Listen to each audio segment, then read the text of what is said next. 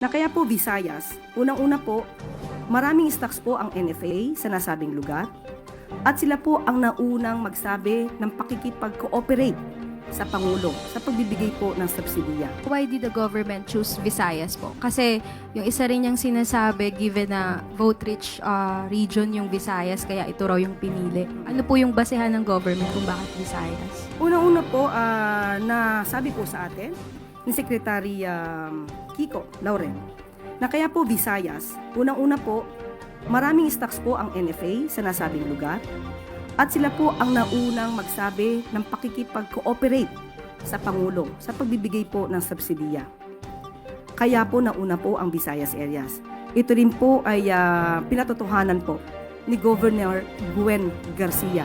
So bakit naman po natin haharangin ang magandang adhikain na ito, ang magandang goal na ito ng Pangulo na makapagbigay ng murang bigas at sa pangunguna po ito sa Visayas areas.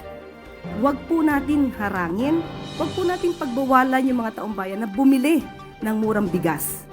Ito po ay muli para sa taong bayan, huwag natin mahayaang magutom ang taong bayan.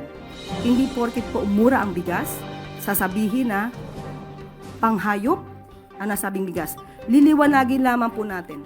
Ang ibebentang bigas ay yung bigas po na nabibili ngayon sa halagang 33 pesos. So wag po nating maliitin ang mga farmers natin dahil local farmers po manggagaling ang bigas na ito. Kapag po sinabi, ninuman na ito ay panghayop na bigas, minamaliit po natin ang mga farmers natin na nagbebenta po sa NFA, sa ating gobyerno. So, wag po nating hayaan dahil ang bigas po na ito ay talagang nabibili na po. Marami na pong bumili ng bigas na ito sa halagang 33 pesos. Same po, parehong bigas po ang ibebenta.